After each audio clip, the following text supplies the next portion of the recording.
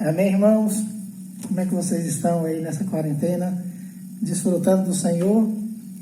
Então, em épocas difíceis, o melhor é desfrutar. Aliás, em qualquer época, o melhor é desfrutar, né? Mas, diante dessa crise, todos nós estamos presos em nossas casas, saindo só para as coisas essenciais mesmo.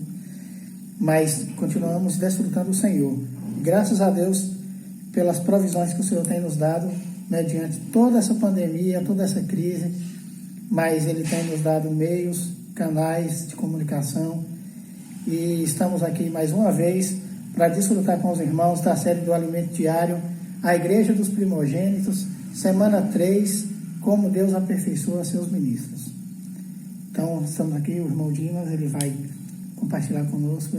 A graça e a paz do nosso amado Senhor seja com todos os irmãos. Estamos com saudade de vocês, saudade das nossas reuniões, com a presença de todos, mas estamos na esperança, irmãos, que o Senhor vai mudar toda essa situação. Amém. Nenhuma situação assim, seja ela positiva ou negativa, ela vem para durar para sempre. A única coisa que permanece para sempre é a misericórdia do Senhor.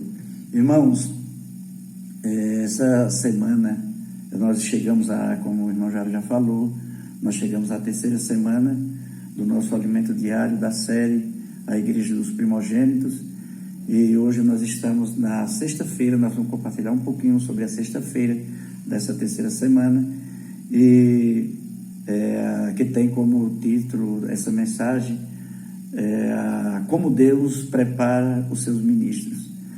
Assim, irmãos, Deus ele tem nos proporcionado essa felicidade, esse privilégio de, aqui na nossa região, graças ao Senhor, nós estamos em paz. A nossa região não tem sido afetada, mas não é com isso que não vamos deixar de nos prevenir, manter os critérios exigidos, né, e tal, se prevenir para o Senhor continuar nos guardando. Mas nós sabemos, irmãos, que a nossa esperança, ela não está nas coisas aqui dessa terra. Tem surgido alguma esperança aí, até sobre algum medicamento para combater essa pandemia, mas a nossa esperança, ela continua sendo ainda no Senhor, e vai permanecer esperando no Senhor. Assim, irmãos, tem um versículo aqui em 2 Coríntios, eu queria ler com os irmãos, 2 Coríntios, capítulo 1, do 7 ao 10. Eu gostaria de ler junto com vocês, e eu creio que essa passagem ela é adequada para o nosso momento, para o momento que estamos passando. Fala assim: a nossa esperança a respeito de vós está firme, sabendo que, como sois participantes dos sofrimentos, assim o sereis da consolação. Porque não queremos, irmãos, que ignoreis a natureza da tribulação que nos sobreveio na Ásia, porquanto foi acima das nossas forças, a ponto de desesperarmos até da própria vida. Contudo, já em nós mesmos tivemos a sentença de morte, para que não confiemos em nós, e sim no Deus que ressuscita os mortos, o qual nos livrou e livrará de tão grande morte, em quem temos esperado, que ainda continuará a livrar-nos. Graças ao Senhor. Continuará a livrar-nos. Irmãos, esse livramento do Senhor não se trata somente de uma coisa agora do momento, mas esse versículo deixa claro para nós que Ele nos livrou. Isso se refere ao passado. Nos livrará se refere ao futuro, e continuará a livrar-nos. Isso está no presente. Isso, irmãos, é o que realmente nós estamos desfrutando ultimamente. É que Deus, Ele está nos livrando, e Ele continuará a livrar-nos. Então, sabemos, irmãos, que nós não podemos, até mesmo não podemos estranhar que alguns irmãos, nesse período, eles têm ficado ansiosos. E não é bom nós estarmos ansiosos, porque Em Filipenses fala que a gente não deve andar ansioso por coisa alguma, porque nós temos um Deus, temos um Pai que cuida de nós. Ele cuida dos lírios do campo, ele cuida das aves do céu, ele cuida de todas as coisas. E com certeza ele cuidará de cada um de nós. Mas e também tem duas coisas que é essencial para a nossa vida hoje. É a nossa fé e a nossa esperança. A fé e a esperança são duas colunas que vai sustentar todo o nosso viver cristão.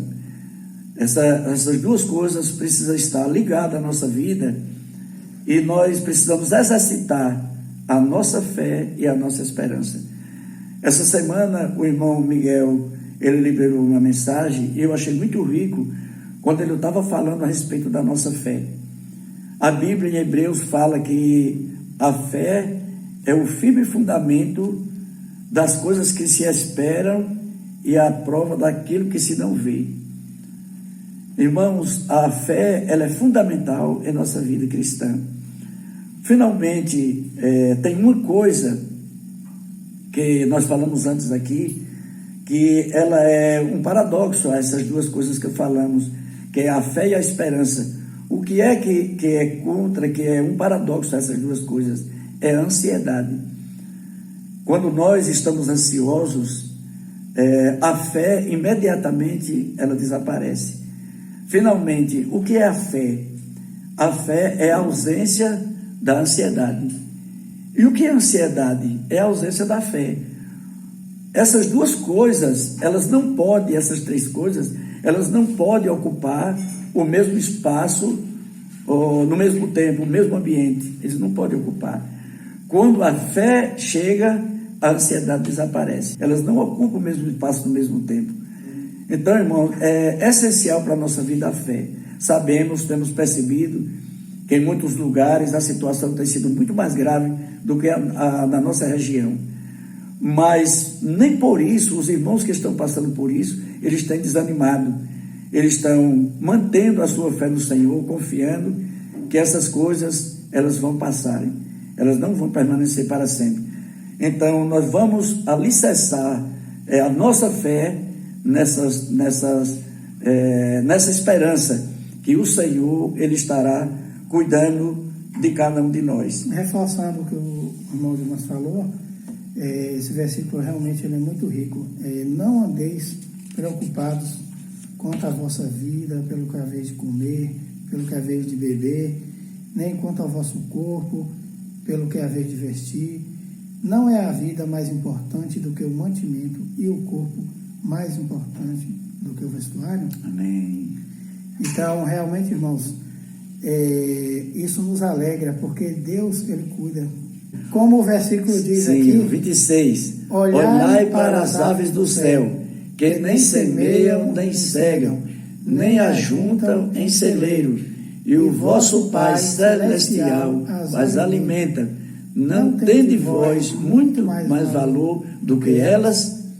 Então, primeira coisa é que nós temos um Pai. Amém. Então, isso nós precisamos saber que nós temos um Pai. Amém. Isso nos alegra, porque nós não estamos sozinhos.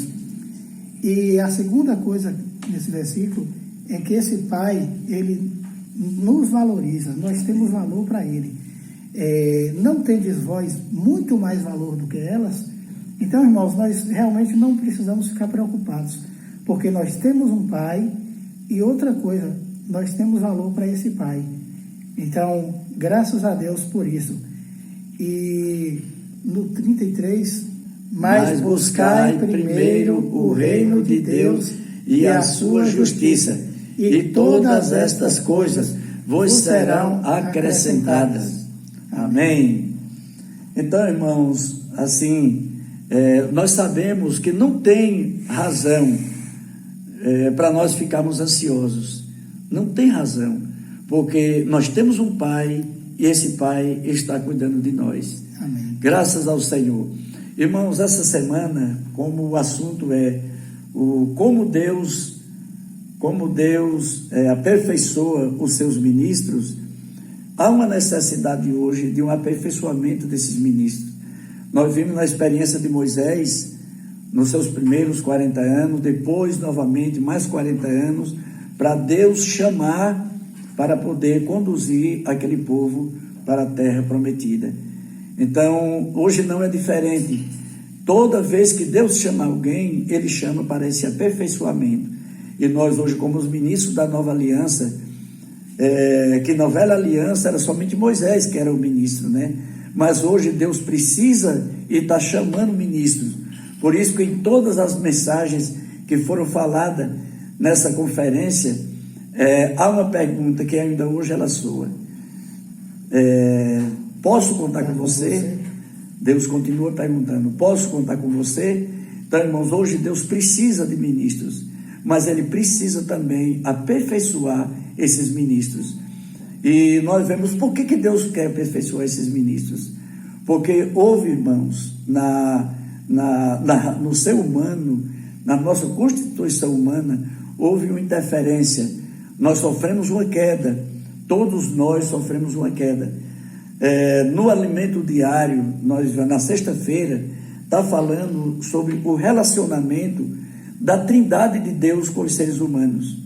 Irmãos, eu achei tão rico quando foi falado na conferência que quando Deus tensionou, nasceu no coração de Deus esse plano de criar o homem, Deus já vivia em perfeita harmonia com o Pai, com o Filho, com o Filho e também com o Espírito, eles viviam em plena harmonia. Mas Deus sentiu uma necessidade, teve uma necessidade de convidar o homem para participar dessa harmonia celestial que eles viviam. O Pai, o Filho, o Espírito, os anjos, eles viviam em plena harmonia. Mas Deus sentiu em convidar o homem para participar disso. E Deus fez esse chamamento, Deus criou o homem. Mas eu estava olhando, irmãos, quando eu estava desfrutando dessa mensagem, eu vi uma coisa que isso creio que ofendeu muito o coração de Deus. Do capítulo 1 de Gênesis, do versículo 26, até o capítulo 3, e o capítulo 3, do versículo 6 até o 13, houve uma discordância muito grande com aquilo que Deus havia planejado. Eu gostaria de ler com os irmãos, Gênesis capítulo 1, versículo 26. Também disse Deus, façamos o homem à nossa imagem, conforme a nossa semelhança. Tenha ele domínio sobre os peixes do mar, sobre as aves do céu, sobre os animais domésticos, sobre toda a terra e sobre todos os répteis que rastejam pela terra.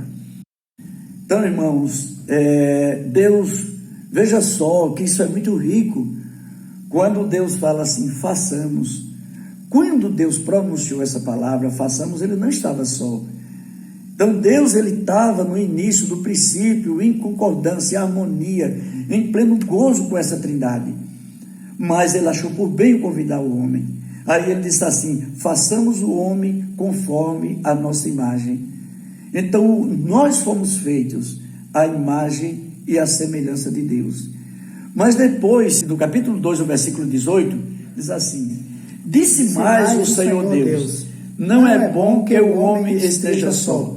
Far-lhe-ei uma auxiliadora que lhe seja idônea. Então, Deus, Ele viu, irmãos, Ele viu essa solidão do homem, não se tratando da presença de Deus, mas humanamente falando, o homem estava só. Ali no jardim, ele estava só. Mesmo que Deus falasse com o homem todos os dias, mas humanamente falando, o homem estava só. Aí o que é que Deus fez? Deus teve também um sentimento de criar alguém que pudesse auxiliar o homem. Aí o que é que acontece? No versículo, em Gênesis 2, 24, fala assim, por isso deixará o homem pai e mãe, e se une à sua mulher, tornando-se os dois uma só carne. Veja como isso é rico, irmãos. Deus vai passo a passo, Ele vai suprindo a necessidade. Primeiro, Ele supriu a sua necessidade. Ele fez o homem à sua imagem e à semelhança. Essa era a primeira necessidade de Deus. Depois Ele fez criou a mulher para suprir a necessidade, a fazer companhia e também auxiliar o homem. E em Gênesis 3 e o versículo 6, vendo a mulher que a árvore era boa para se comer, agradável aos olhos, a árvore desejável para dar entendimento, tomou-lhe do fruto e comeu, e deu também ao marido. E eles comeram. Nós estamos pulando assim alguns versículos para não alongar muito, mas essa é a história do homem. Deus criou primeiro o homem, depois criou a sua auxiliadora, colocou ali no jardim, e veio a serpente e enganou a Eva. Eva, através de oferecer aquele fruto da árvore do conhecimento do bem e do mal para Eva. Eva comeu e também deu ao seu marido. E o que acontece? Depois que eles comeram daquilo ali, entrou, irmãos, agora no homem, uma coisa que não fazia parte do homem, mas agora passou a fazer parte, que foi um sentimento de julgamento, um sentimento de orgulho, um sentimento de acusação, um sentimento de autodefesa, um sentimento de auto se justificar. Tudo isso entrou no homem a partir daquele momento. Então, por isso que hoje, mesmo quando Deus chama as pessoas e que nós cremos na palavra, que nós recebemos a vida de Deus, o Senhor, nós ainda precisamos ser aperfeiçoados. Então, o que acontece? Do capítulo ainda Gênesis, no versículo 7 de Gênesis 3, diz assim: abriram-se então os olhos de ambos e perceberam que estavam nus. Cozeram folhas de figueira e fizeram cintas para si. Quando ouviram a voz do Senhor Deus, que andava no jardim, pela viração do dia, esconderam-se da presença do Senhor Deus, o homem e sua mulher, por entre as árvores do jardim. Então, irmãos, o que levou eles se esconderem? Eles não já tinham se vestido, eles perceberam que estava nu, até então eles não tinham percebido, mas depois da desobediência, eles perceberam que estavam nu. Então Deus, assim, eu achei muito rico quando foi falado na conferência, que Deus não fez o homem para estar vestido, Ele fez o homem realmente para viver nu. Ali era a inocência, ali era a pureza, a simplicidade daquele casal. Mas quando foi que eles descobriram que estavam nu? Quando eles pecaram, quando eles caíram, eles perceberam que estavam nu. Aí o que Adão fez? Ele pegou folha de figueira e colocaram como vestes em si. Eles queriam se justificar, aquela roupa era para cobrir, achando que iria cobrir a sua nudez. De uma vez que eles já tinham coberto a sua nudez, se é que isso valeria para alguma coisa, por que eles se esconderam na presença de Deus? Eles não já tinham se vestido, não já tinham cozido folha de figueira, por que se esconderam? Isso é uma prova, irmãos, do que a justiça própria do homem não vale nada para Deus. Não significa nada a sua justiça própria. Quando surgiu esse sentimento de se justificar? Quando eles desobedeceram, entrou esse sentimento de autojustificação. Nossa justiça não vale nada. Ela é comparada na Bíblia como trapo de imundície. Então, ela não vale nada para Deus. Nada próprio, a nossa justiça própria, os nossos esforços próprios, o nosso trabalho, nada disso, quando se trata que é nosso, da nossa humanidade, serve para Deus. Tudo que é feito para Deus é feito através do próprio Deus. Então, Adão, você vê que logo a partir dali, irmãos, do capítulo 1, do versículo 26 até Gênesis 3 e o versículo 13, nós vemos um choque, nós vemos uma coisa terrível do que aconteceu entre Deus e o homem. Aquilo que teria sido feito, aquele homem que teria sido feito para ser a imagem e a semelhança de Deus. Ele foi, como é que diz, confrontou-se com Deus com aquela atitude dele. Então aqui em Gênesis, terminando essa leitura, em Gênesis 3, ainda o versículo 9, diz assim: e chamou o Senhor Deus ao homem e lhe perguntou: onde estás? Ele respondeu: ouvi a tua voz no jardim, e porque estava nu, tive medo e me escondi. Perguntou-lhe Deus: quem te fez saber que estava nu? Comesse da árvore que te ordenei que não comesse? Então disse o homem: a mulher que me deste por esposa, ela me deu da árvore e eu comi. Disse o Senhor Deus à mulher: que é isso que fizeste? Respondeu a mulher: a serpente me enganou e eu comi. Oh, irmãos, que coisa terrível. Veja só, no versículo 26, no versículo 26 de Gênesis 1, Deus está fazendo o homem à sua imagem e à sua semelhança. No versículo, no capítulo 2 e o 18, Deus está criando ali a companheira de Adão.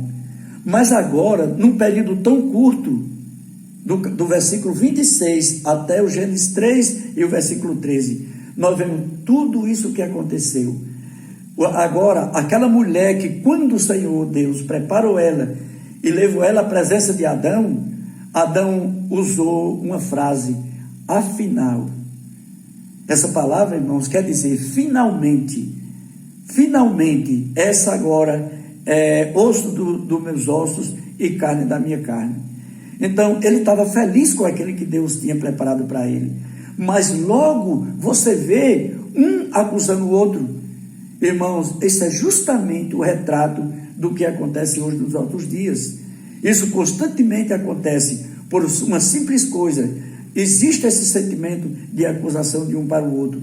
Isso é um princípio que veio não de Deus, mas lá do Éden. Veio lá do Éden, lá de Adão, da natureza de Adão, quando ele adquiriu essa natureza. Então essa natureza de acusação, também a natureza de auto se defender, justiça própria, acusar os irmãos, condenar os irmãos. Deus não fez o homem, irmãos, para viver fora da sua presença. Deus fez o homem para viver na sua presença. Mas aonde estava o homem agora? Deus não perguntou para o homem o que foi que você fez, mas ele perguntou: aonde estás? Isso é uma prova de que Deus ainda anelava pela presença do homem. Deus ainda continua desejando a presença do homem. Irmãos, que nós possamos ser fiéis a isso.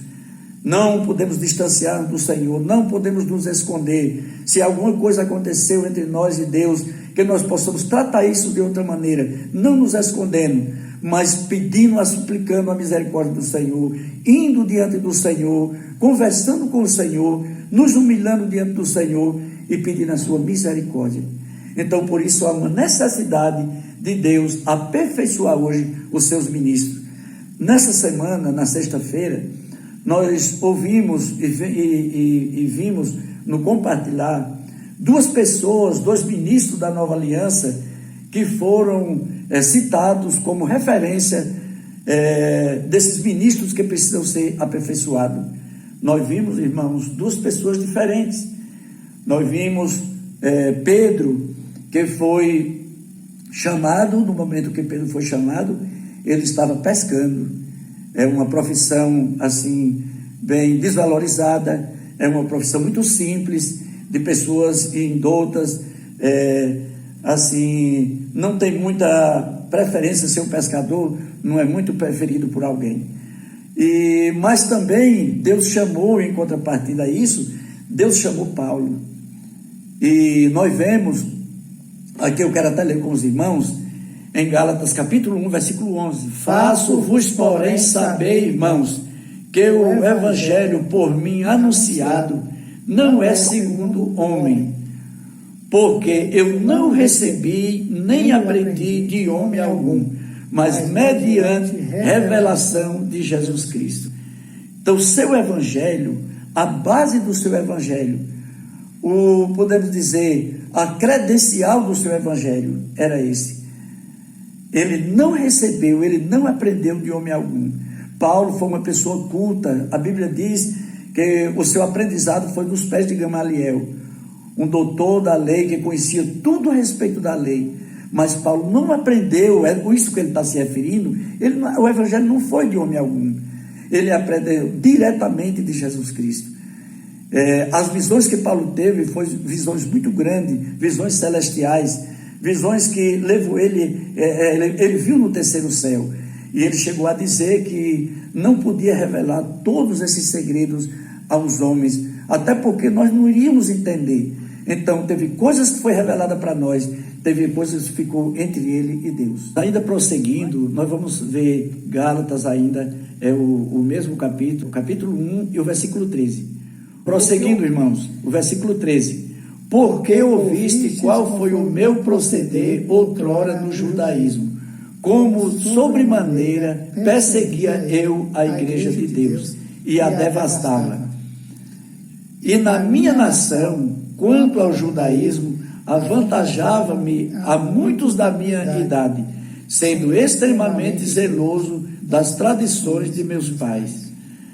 Quando, porém, ao que me separou antes de eu nascer e me chamou pela sua graça, aprove revelar seu Filho em mim, para que eu pregasse entre os gentios, sem detença, não consultei carne e sangue.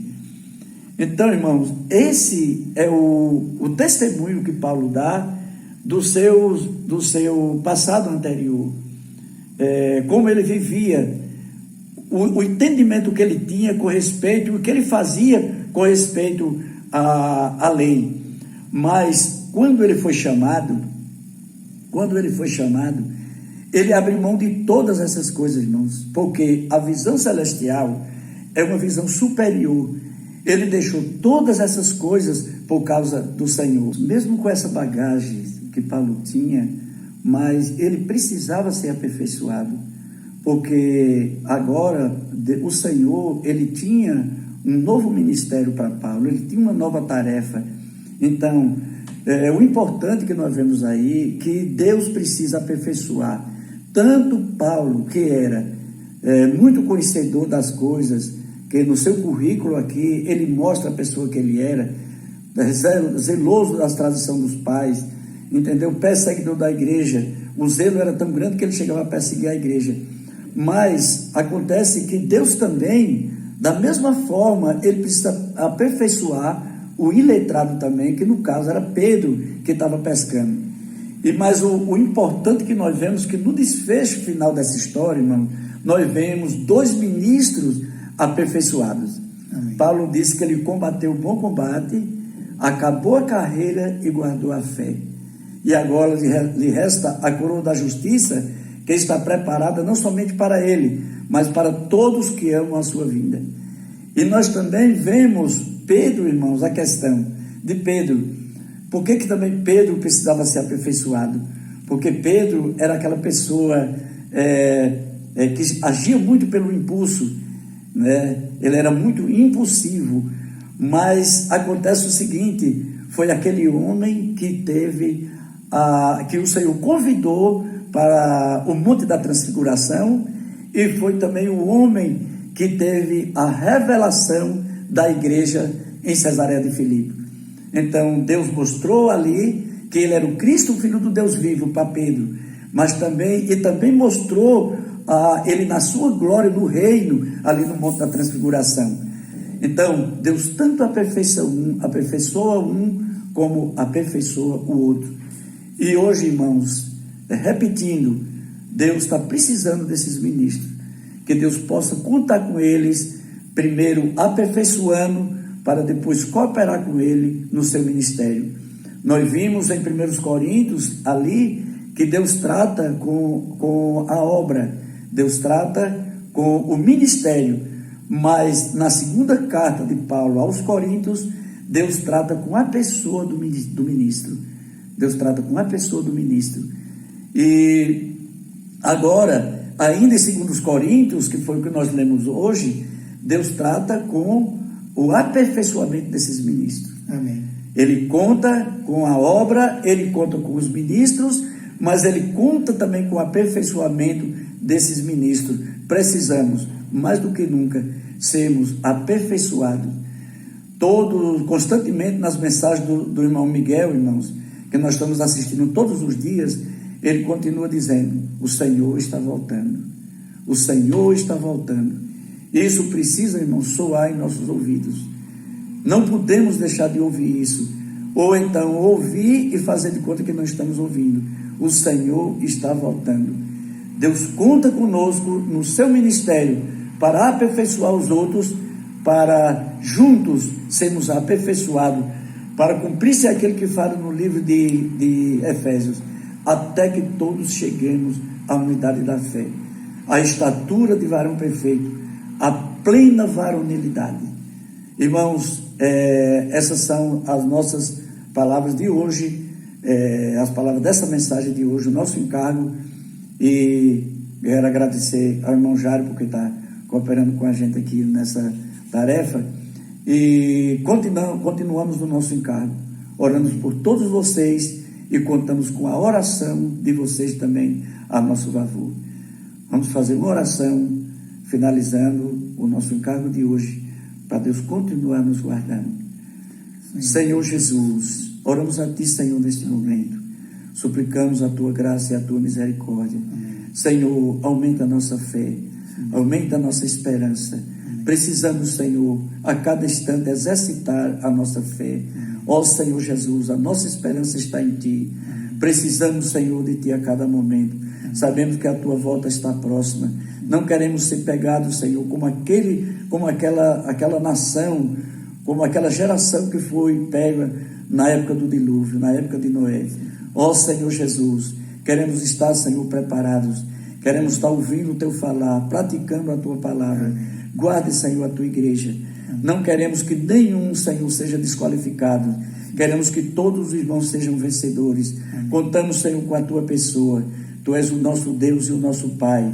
Oramos, Senhor, em favor de todas as famílias, em favor de todos os países que se encontram passando dificuldades, Senhor, com essa pandemia. Senhor, queremos suplicar também pelas famílias daqueles que perderam seus parentes. Senhor Jesus, queremos orar também, Senhor, em favor do nosso país, em favor dos governantes, do nosso presidente. Senhor, conduza, Senhor, dá uma direção sábia para que possa conduzir essa nação. Senhor, é em Teu nome, Senhor, que nós te rogamos e te agradecemos por tudo que Tu és e por tudo que Tu faz. Senhor Jesus, obrigado, Senhor. Obrigado, Senhor. Amém. O Senhor continua nos guardando. Amém. Em meio a essa pandemia. Amém. Ó Senhor Jesus. Amém. Que a humanidade possa reconhecer a Tua soberania. Amém. Ó Senhor, nos livra das ansiedades. Amém. Nos leva a desfrutar de Ti. Amém. Senhor Jesus. Amém. O Senhor é o nosso desfrute. Amém. O Senhor é a nossa melhor porção. Amém. Ó Senhor, não nos deixe andar ansiosos. Amém. O Senhor é quem cuida de nós. Amém. Nós temos um Pai. Amém. Nós temos valor para esse Pai. Sim. O Senhor é quem nos ama. Amém. É quem nos provê todas as coisas. Amém. Senhor Jesus. Amém. Ó Senhor, que essa situação Sim. ela possa nos aproximar mais de Ti. Amém. Também, Senhor, valorizar as reuniões cada vez mais. Amém. Senhor Jesus. Amém. Trabalha também nas mentes, Senhor, Amém. das pessoas que estão estudando Amém. sobre essa cura. Sim. Ó Senhor, iluminando, Amém. dando sabedoria Amém. para que eu possa encontrar a solução. Amém. Ó Senhor Jesus, também que essa Amém. crise econômica possa ser aplacada. Amém. Ó Senhor, pelas nossas orações, Amém. nós cremos, Senhor, que essa crise vai ser aplacada. Verdade. O Senhor vai nos suprir Amém. em toda e qualquer situação. Amém. O Senhor é o nosso mantimento espiritual. Amém. O Senhor é nosso mantimento material. Amém. Ó, em Ti que nós confiamos. Amém. Continua nos guardando. Amém. Cada um dos irmãos. Amém. Obrigado, Senhor. Amém. Ó, Senhor Jesus. Amém. Irmãos, ainda quero deixar para vocês aquela primeira estrofe do hino que o irmão César compôs quando ele estava hospitalizado ali em Campinas, quando ele foi fazer uma cirurgia. Então eu quero deixar esse hino para os irmãos. Ele fala assim: oh, não andeis ansiosos aqui, antes a Deus vamos orar pedir, e sua paz que excede o pensar, a mente e o coração guardará.